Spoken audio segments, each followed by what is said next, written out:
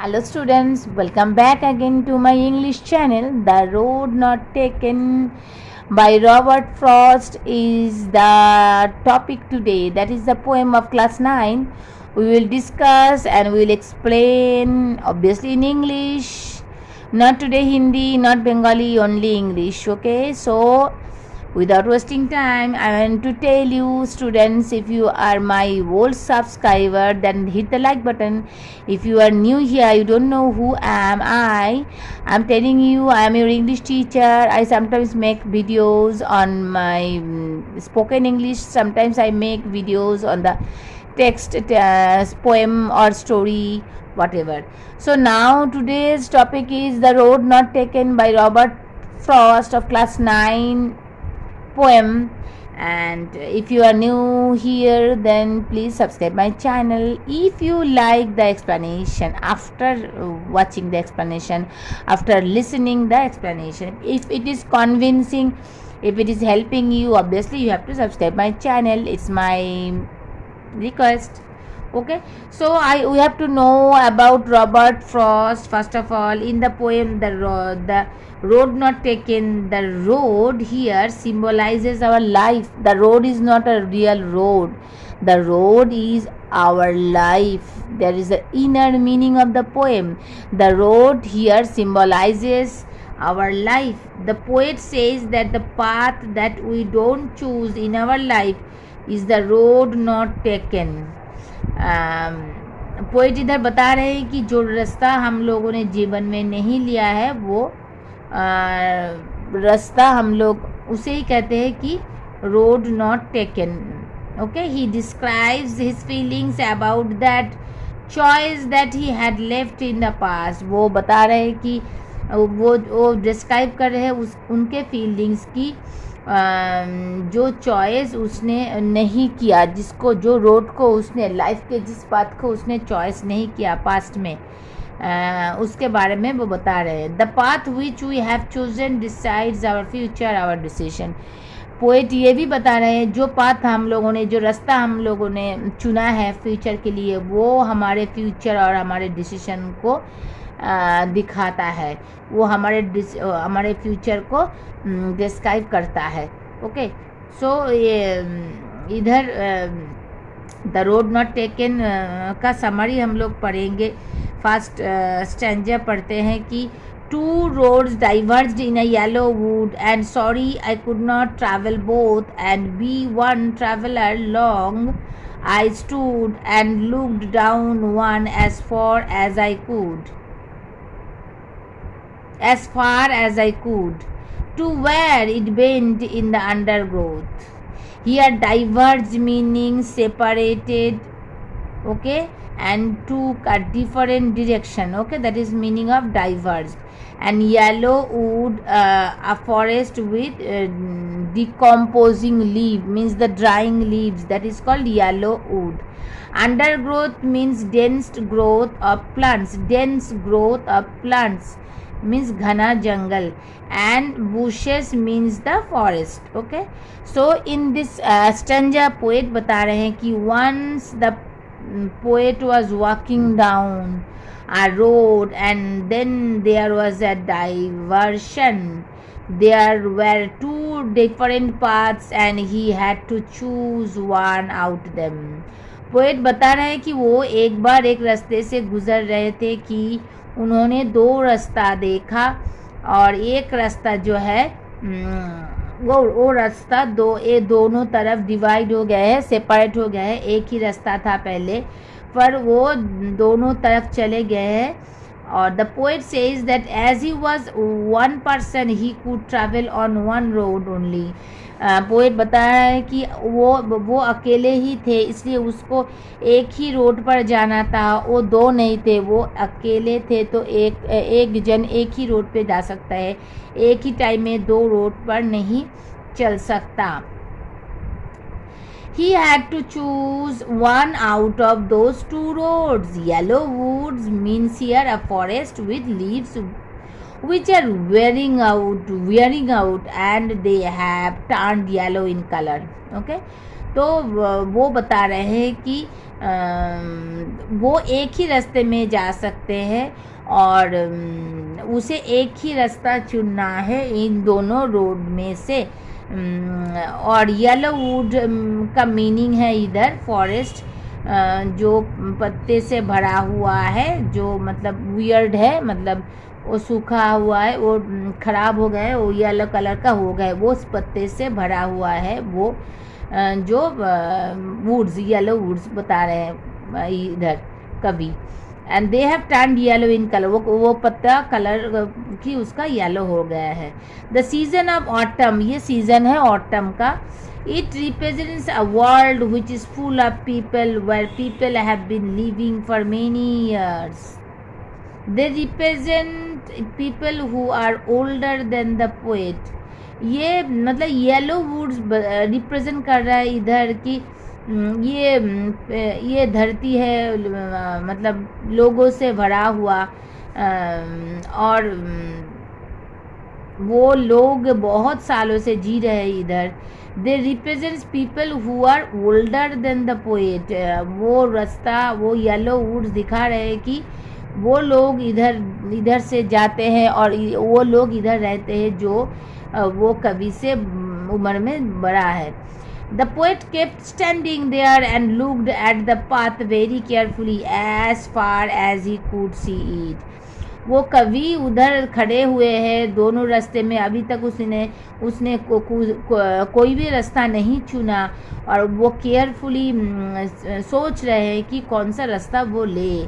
Before taking the path he wanted to know how it was. वो रास्ता choose करने से पहले वो सोच रहे कि कैसा होगा वो रास्ता, जो रास्ता वो चूज़ करेंगे। Was it suitable for him और नॉट, वो रास्ता उसके लिए अच्छा होगा और नहीं होगा, ख़राब होगा, वो सोच में पड़ गए। He was able to see the path till from where it curved, after which it was covered with trees and was hidden.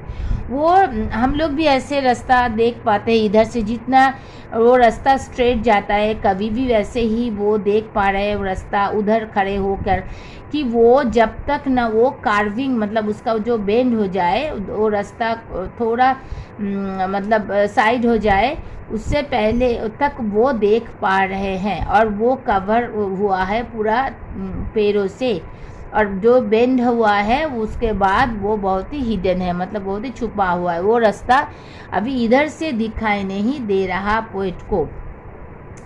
It happens in our life also when we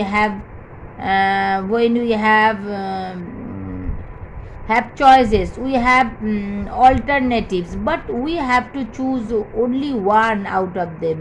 ऐसा हमारे लाइफ में भी होता है कि हमारे पास choices रहते हैं, दो चॉइसेस रहते हैं और हमें एक ही रास्ते पे एक ही चीज़ों को हमें चुनना है। तो but we have to choose only one out of them, उन दोनों में से हम लोगों को एक ही चूज़ करना है। We take time to think about the road, whether it is suitable for us or not, only then we take the decision on what path we should choose।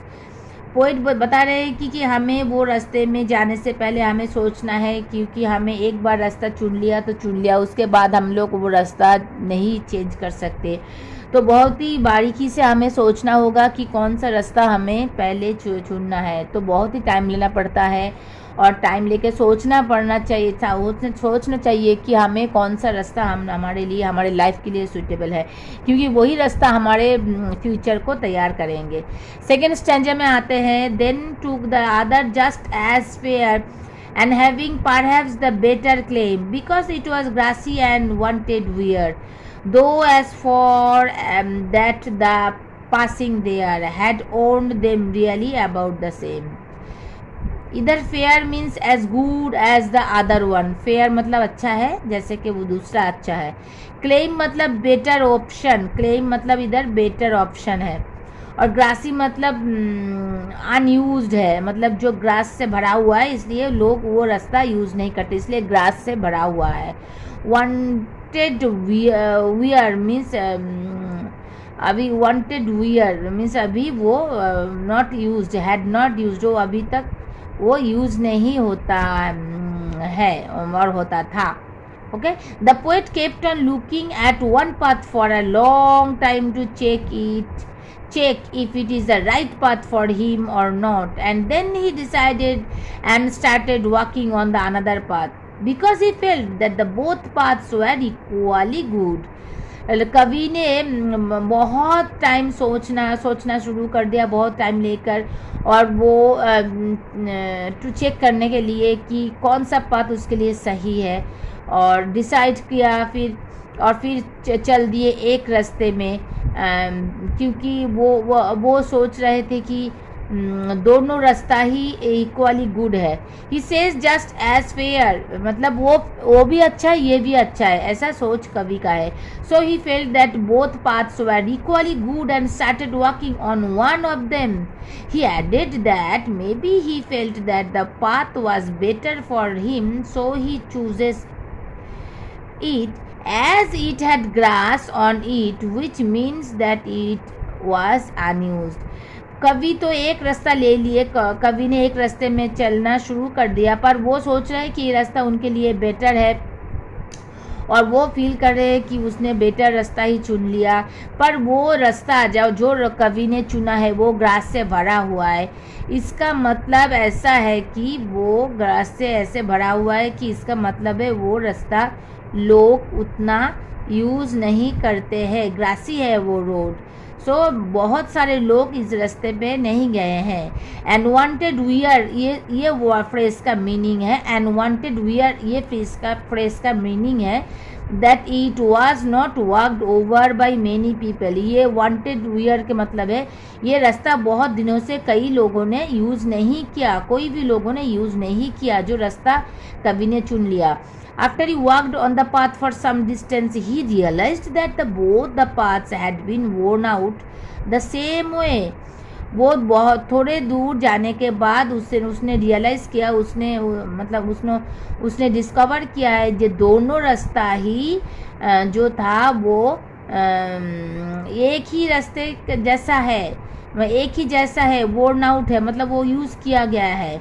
both the path were similar and worn out, दोनों रास्ता ही similar है और दोनों ही use किया गया है.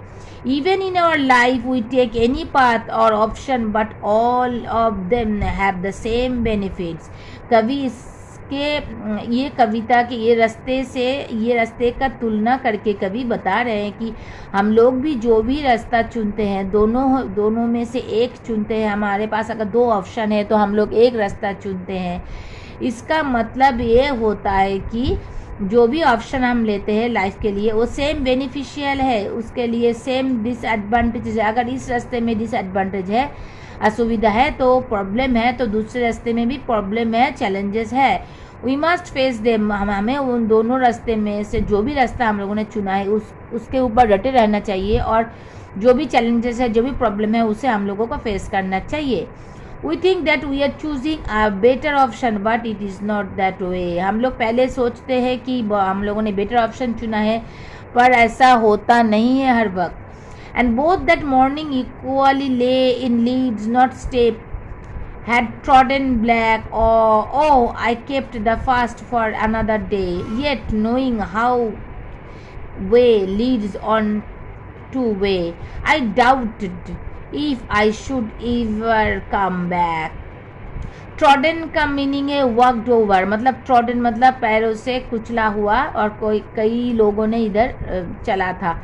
The poet says that both the path were similar that morning, both had leaves on them and no one had stepped on them as they were still green colour. कवि बता रहे हैं कि दोनों रास्ता ही सिमिलर है सुबह के टाइम में, क्योंकि दोनों रास्ता ही पत्ते से भरा हुआ है, और कोई भी आदमी इधर पैर नहीं रखा, कोई भी इसे कुचल कर नहीं गया, क्योंकि वो अभी तक ग्रीन कलर में ही है. He decided that the day he would take one path and keep the other path for another day. वो कवि बता रहे हैं कि उसने डिसाइड किया एक रास्ता वो आज लेते हैं और दूसरे दिन और दूसरे रास्ते में जाएंगे। Although he knew that one way leads on to another way. वो जानते हैं कि एक रास्ता दूसरे रास्ते में ही उनको ले जाएगा, दूसरे रास्ते में ही उनको कवि को ले जाएंगे। तो वो we think that we are choosing a better option but it is not the way.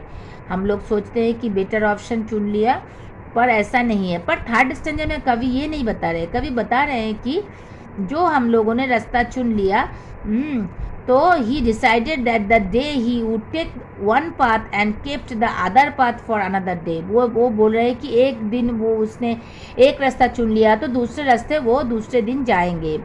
Although he knew that one way lead on the another way. जो जब भी वो जानते हैं कि एक रास्ता दूसरे रास्ते में ही उनको फिर से उधर ही ले जाएंगे। He knew that he could not go back on the choice that he had made. वो उसे पता था कि वो एक बार रास्ता चुन लिया तो फिर से वो रास्ता बदल नहीं कर सकता, फिर से वो पहले रास्ते में वो चल नहीं सकते।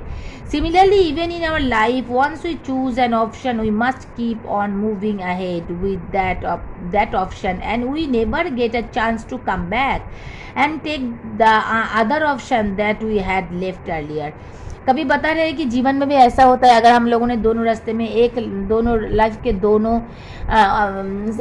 दोनों में से एक रास्ता चुन लिया, लाइफ के लिए एक ऑप्शन चुन लिया, तो पहले वो रास्ते में थोड़े दूर चलने के बाद हम फिर से रास्ता नहीं चेंज कर सकते।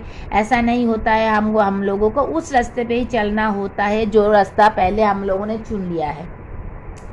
अभी फोर्थ स्टंजा है, इस स्टंजे में पोएट बता रहे हैं कि I shall be telling this with a sigh somewhere ages and ages hence two roads diverged in a wood and if I took the one less traveled by, and that has made all the difference. Shy deep breath, hence here in the future. He says that in the future, अगर भविष्य में, he will take a deep breath and say that once upon a time he had reached such a point in life that there were two options for him, and he travelled on that road which had been travelled upon by lesser number of people. ये fourth stanza में वो बता रहे हैं भविष्य में वो एक बहुत ही बड़े उसे एक लंबी सांस लेने वाले वो उसे अफसोस होगा और वो बोलेंगे कि एक बार उसने रास्ता चुन लिया था और उस रास्ते में वो निकल पड़े थे और इतने दूर आ गए उस रास्ते में, और पहले दो ऑप्शन था चुनने के लिए, पर उसने एक रास्ता को चुना जहाँ पर बहुत सारे लोग नहीं जाते थे, बहुत ही कम लोग वो रास्ते से गुजरे थे, तो वो रास्ते को उसने चुन लिया था। The decision of decided his future. वो जो डिसीजन, वो जो रास्ता चुन लिया वही उनका फ्यूचर डिसाइड कर दिया है। मतलब वो जो रास्ता उन्होंने चुन लिया था वो रास्ते चुनने से ही उसका फ्यूचर वही उन्होंने खुद डिसाइड कर लिया कि वो उस फ्यूचर में क्या बनने वाले हैं, क्या होने वाले हैं और क्या करने वाले हैं। Simply in future when you grow up, then you will say that once upon a time when you were young you had two options. जब कवि बता रहे हैं कि स्टूडेंट आप लोग जब बड़े हो जाओगे, आप जब दोनों रास्ते में से एक रास्ता चुनोगे, तब जब यंग होगे, बड़े होगे, तो तुम्हारे पास भी ऐसे दो ऑप्शन आएगा और तुमको एक ही रास्ता चुनना है। The choice that you made you what you become of it. जो रास्ता तुम चुनोगे वही तुम्हारा फ्यूचर तैयार कर देगा और उससे ही तुम्हारा फ्यूचर, उसका इन्फ्लुएंस ज़्यादा पड़ेगा। This is a very strong message for all the students that you should be wise and be careful while making choices out of the option that you have in your life, because your future depends on the choice that you make today. कवि बता रहे हैं कि कवि इस poem से कवि का लास्ट स्टैंजर में, फोर्थ स्टैंजर में यही मैसेज है कि आप जब भी स्टूडेंट को यही मैसेज दे रहे हैं कि आप जो भी रास्ता चुने, आपके पास बहुत सारे ऑप्शन होंगे, कभी कभी आपके पास 2 ऑप्शन भी होंगे, तो आप बहुत ही मतलब सोच समझ कर, बहुत ही टाइम लेकर वो रास्ता चुने, वो जीवन का वो मतलब वो ऑप्शन चुने जो आपको ले जा सकता है आपके फ्यूचर, उसके ऊपर आपका फ्यूचर, आपका लाइफ डिपेंड करता है, आपका फैमिली का लाइफ डिपेंड करता है। तो आप बहुत ही सोच समझकर, आप बहुत ही केयरफुली वो चॉइस करें, उसमें मतलब जल्दबाजी ना करें, और क्योंकि वो आपके फ्यूचर को बना देगा। So that's all students, 4th stanza we have already completed. I hope you understand my explanation. If it is convincing, if it is helping you a little bit more to understand the poem, then you obviously like and like my videos, and if you are new here, obviously subscribe my channel. And that's all for today. Good night, and we will meet you soon with another interesting and attractive and helpful videos. Tata, bye bye. Thank you for watching.